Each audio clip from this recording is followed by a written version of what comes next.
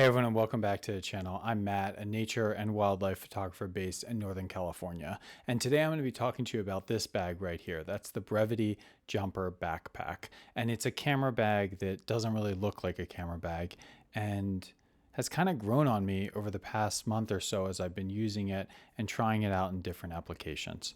So we're going to talk about that today. But first, if you saw this video post earlier this week, I apologize for the truly horrible sound quality that was present in that video.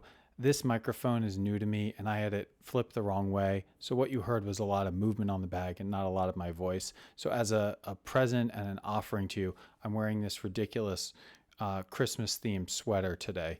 I hope you appreciate that and take that as my apology to you for that horrible sound quality. But let's do the review again, and I'm going to share some different insights actually that have come up over the past week or so since I made that first review. So camera bags, I mean, you can't get enough of them and none of them are exactly right.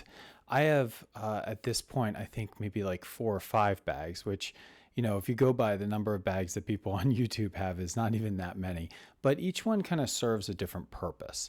I've got the like really big, just really durable, technical backpack offered by Shimoda. It's called the Explorer version 2 35 liter. It's this huge bag right here. This enormous thing just speaks like professional wildlife photographer, It has huge straps. It's just amazing. I have a review on my channel about how much I love this bag, and I'll link to it, above right now. I also have a small sling that I use often. That's this guy right here. It's the Peak Design 10 liter, I believe, sling. I got this thing used from, I think, B&H. It was half price. And it's just like a really nice bag really, if you're just going to be walking around town and want to carry around a camera. It can even accommodate like a 400mm f4 by Nikon, or recently I've been testing the Sigma 500mm f5.6 on Sony E-mount, and both of those just fit, along with like a 100 to 500 on Canon. You can fit those really no problem in this. I also have an Atlas bag and backpacks and hiking bags and all this stuff like that. All right, so I have a lot of bags, so why am I interested in this thing? Well, I'll tell you right off the bat, it's all about, at the beginning, initial kind of reaction to why I was interested in this bag was all about aesthetics. It's like a really good looking bag. I mean, it's got this like canvas exterior. It's really it's like soft to the touch. I don't know exactly how to explain it. I mean, it's not polyurethane. It doesn't feel like it's been waterproofed. It feels like a hipster canvas bag that you would buy in a thrift shop, basically. And that's in the best way. It has like a nice texture. It's got waterproofing, I think, built in, but it doesn't like change the way it looks and the way it feels. It looks like an accessory more than it does a camera bag. And that's nice for 2 different reasons. The first thing is like, we don't want to look like we're carrying around expensive gear all the time. So just having a bag that doesn't look like a camera bag is itself an asset. And I say that as somebody whose stuff has been stolen on a train in Switzerland. You don't want to look like you're carrying around a lot of camera gear. But also, it's appealing in the sense that it's a bag you want to carry with you to work. It's a bag you want to carry with you on a trip, into the city or something like that. In my case, living out in the suburbs, basically in Berkeley. So like, it's this kind of aesthetic that makes you want to bring it with you in situations where you might not want to bring this enormous bag, right? I mean, like when I was doing my PhD, I would bring this to school with me. And I just looked ridiculous. I'm sure I looked insane, like a turtle, like with this giant hat shell. I mean, it looks like hat shell, a giant half shell. It looks ridiculous. Whereas you throw a bag like this on and, I look like I'm a guy going to work or a person going to school, or, just somebody kind of going back and forth in their life who's carrying around a backpack with them because they care about their back and they don't want to do a sling bag or a briefcase. So anyway, that's the aesthetic appeal. I actually really, really like it. It's grown on me a lot. I've taken this in the field. I mean, you can see here, I've got like stuff from when I set it down. Maybe a little, no, that's not a stain. I thought it was a stain, but it's just kind of like fuzz from the ground, from leaves and stuff. So it's actually weathered, very well so far. I'm a little bit surprised it doesn't have any snags or anything like that. And it doesn't have any structure. So, if you're familiar with the channel and you've kind of been following my reviews of backpacks, reviewed a couple of them, there's certain like lists of things that I like in a backpack, and they're really informed by not camera bags but hiking backpacks, because hiking backpacks are really designed for the purposes of carrying a load, in an arduous environment where you're moving around and you're, hiking. So, it's things like load lifter straps, which pull the load off your, off your shoulders and kind of like raise it up and have it sit properly on your back and on your muscles in your back. It's a really heavy duty waist strap that takes the load and puts it onto your waist as opposed to your shoulders. It has a strap for a chest strap. Really important, I generally think, is a structure to the bag. So like the Shimoda bag has a metal frame to it. My Atlas bag, for example, has a heavy duty plastic inside the frame. These are things that distribute the load across the backpack and make sure that the load sits on your shoulders and your waist, as opposed to kind of in the small of your back and giving you back pain and all that kind of stuff. So there's certain aspects to backpacks that I think generally as a rule of thumb are really important. What's funny about this bag is it kind of violates all of them. It doesn't have load lifter straps. And what I mean by that is, like, if you look at the bag here, it's just sewn on, to the back of the bag. The strap just sits there sewn on. It doesn't have a chest strap. It doesn't have a waist strap. It doesn't have structure, right? You can see as I move the bag here, there's nothing built into the frame to hold it steady. And yet it's really comfortable. And I don't really know why. I think it might just be because it's light. All that stuff weighs a lot, right? It just adds bulk and heft and weight to the bag. And so when you have all that heft, you have to compensate with that, right? So it's like when you add a camera to it and stuff like that, you need the structure to deal with that weight. But with a bag that's canvas that weighs this little, even when you put camera gear in there, and I'm going to show you what I have in here in 1 second, and I think it might surprise you. It's pretty light, and it just sort of like sits like a backpack. Like, I don't know, like my LL Bean backpack that I took to school when I was in high school. It was not a monogrammed one, by the way. It was just a standard LL Bean backpack. I wasn't one of the people who got the monograms. Nothing against you if that's what you did, but that wasn't me. So it just sort of like hangs, and I I honestly think I could just one shoulder this thing in the field as I'm hiking. Like, it's kind of nuts. And yet, let's talk about some of the other things I like about the bag that, make it a little more interesting. This is a 1 liter Nalgene. It could be a 1.5 liter Nalgene. They have the same footprint at the base, but they're just taller if they're a 1.5 liters. I don't buy bags that can't fit a 1 liter Nalgene because I am thirsty all the time and I got to carry water with me. This bag somehow, despite its size, fits a 1 liter Nalgene. Look, it has this like elastic built into the side pocket. There we go. It fits a 1 liter Nalgene. And if you really wanted to secure the Nalgene, you would take off this strap, which is really a very heavily influenced by Peak Design strap, and you just run it through the hook of your water bottle and you latch it in right here. And now you've got a really secure water bottle. This is also where a tripod would go, probably, if you were carrying a tripod and you wanted to be able to store it on the side. So on the front of the pack, it opens up. There's like a storage compartment. Honestly, this reminds me a lot of like a school backpack where like you have like the separate little areas here, with like a little bit of mesh. That's where your pens go, or your pencil case or whatever, like your ruler. You have those on both sides of this pocket here. I've used this right now. I've got some batteries in here. So it's useful for like batteries and wires and odds and ends like that. It's kind of an organizer. It does have the ability to expand a bit off the bag. So I'm also putting my strap there right now. And then the other thing I wanted to mention on the kind of outside is there is a laptop sleeve here. Now, I think this laptop sleeve, it's no question a laptop would, a 13-inch laptop would fit in here. I think it might actually fit a 15-inch, but there's no question it would fit a 13-inch, no problem. Now, would you want to store a 13-inch here? Well, that's another question.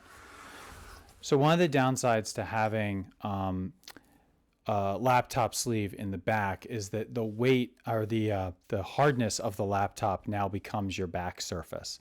That's not a big issue if you have a lot of padding. But with a bag like this, where it's, as you can see, there's movement here. There's no real structure there. There's not a ton of padding. I would hesitate to put a laptop in here for like a hike. I think as a travel bag, there's no problem because you're not going to be carrying, you know, the backpack with the laptop there for a long period of time. You don't really want the pressure of your shoulder blades and, you know, the movement of your back kind of cutting into a laptop. I don't think it'd be comfortable, and I don't think it's great for your laptop. So I wouldn't recommend a long-term storage, you know, for a hike or something like that. But who's really hiking with a laptop anyway? I mean, the Shimoda bag does have the same type of design. The back opens up and the laptop sleeve fits in there. So the laptop is in between your back and your camera gear. It's just, I don't even hike in that situation, even though it's more comfortable, because you don't want to carry a laptop while you're hiking. But if you're in a pinch, you could put it in here. There's another pocket here that's kind of nice. It goes about like 4 inches, you know, into the back. This is where like I would put personally my passport or my wallet, right? If I'm traveling, this is a concealed pocket that's going to be against your back, very hard to steal or break into. And that brings me to kind of another just observation or point about the bag. You know, there's two types of camera bags. There are those that you can access through the back panel. That's like the Shimoda bag. I'll show you that. It's going to be a backpack like this where you pull the straps kind of aside and then you unzipper the back and you open up the camera compartment like that. And that's, you know, you can see here, this is the design where it's the back access.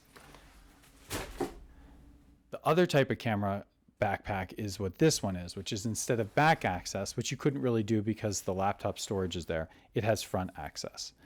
The access for the compartment is from another zipper pull that's in the same part as this front pocket, but you access it just behind. There's like 2 zipper runs here. You can also access it from the side. So there's this kind of like chamber here. Which gives you side access, which is really convenient if you configure it that way, where you can just kind of like sling it on one shoulder, access your camera like that, zipper it up and put it back on your back. So great functionality, really nice to have that ability in the backpack. I'm not using it the way this is configured now. So I want to show you what I've got in here because I think it's a little bit surprising. This is not a big backpack. I don't want to stress it again. I don't see this as a very large backpack, but in here, I've managed to fit comfortably, I think, the Nikon 400mm f4.5 lens. I mean, that's kind of cool, right? Like you can fit this whole lens, a wildlife lens, in this little backpack, and it fits like, it's pretty nice the way it slips in there. And then I've also got the Nikon Z8 and the 24-120 f4 lens, which is just another great wildlife and landscape lens. So you've got a proper full frame Nikon body. These are not small camera bodies. You've got the proper Nikon full frame body, the Z8. You've got the 24-120 on here, which is your wildlife lens, and then, or which is your landscape lens. And then you've got this wildlife lens, and there's room in here for a teleconverter. So I could throw the teleconverter in here as well. That's this guy right here. So I could plop the teleconverter in too. So you've got like a pretty sweet setup, right? Where you can fit essentially like an entire wildlife kit just with these 2 lenses. I mean, it's a 2 lens kit with the, if you count the teleconverter, it's a 3rd lens. But you can fit all of that gear in a small package, which I think is really quite cool. So the next thing I wanted to talk about was the interior, which also matters as well. So we went through what's available in the backpack for camera gear, but what sets this type of bag maybe apart, I might say, is the ability to store stuff on the inside at the top part of the backpack as well. So this is a 2-chamber backpack, and it has a separate zone up here that allows you to store a moderate amount of stuff. Now in here, what I've done is I basically brought food with me. So I brought like a sandwich, a bag of chips, an apple, banana, and that was basically what I brought along with me on a hike. So it worked, it was functional, everything was great using this additional storage here. What they've done with the storage is actually kind of cool. So what they've done is they've designed it so that there's this nylon strap or nylon flap that comes down off the back of the backpack and folds down to seal off the bottom chamber. Either have one giant cavernous backpack that's its entire length, which would be what you would do if you were, for example, carrying a really big telephoto, or if you wanted to just not use this as a camera bag and just use it as like a diaper bag, right? You could just remove that divider and just have one large backpack. So I like that design. I think it's really clever. Also up here in this chamber is just one other pocket here, which you can unzipper, and it's nothing really to write home about or anything special, but it's nice to have an extra pocket there. I don't love the dividers. I really like dividers that have 3 touch points. I'll show you. Like, this is like a small Shimoda divider here, but you can see there's Velcro on one side, on the other, and on the bottom. And the reason why that's nice is that allows you to secure any space underneath the divider so that the chambers of the backpack stay separate. That means anything that's small is not going to go under. It also means the dividers are just have another touch point. They're more secure. This bag only has side dividers. I'll show you. It has like I don't know, I call them like fairly standard, pretty soft, not terrible. There's some cardboard in there to give it some rigidity, but it just has Velcro on 2 sides. I'd love to see some Velcro on the bottom. I do think that'd be an easy fix, but it's probably a necessary one, because as is, the dividers are not tall enough to cover the entire chamber. So I gotta say, initially I wasn't as into it, but having really played with this bag and used it in the field for a couple weeks now, I have to say Brevite kind of did deliver on this bag. I'm pretty into it, and I gotta say kudos to Brevite on this. Well done. And yeah, I'm looking forward to what you guys produce next. So thank you for watching this review again. If it's your second time, please forgive me about the bad audio quality. It will get better. But yeah, that's kind of my thoughts on the bag, and I hope you enjoyed it. Please get outside. Don't forget to enjoy photography, to get out in the field. Don't just buy gear and spend your time on YouTube. So I'll see you in the next video, and take care. Bye.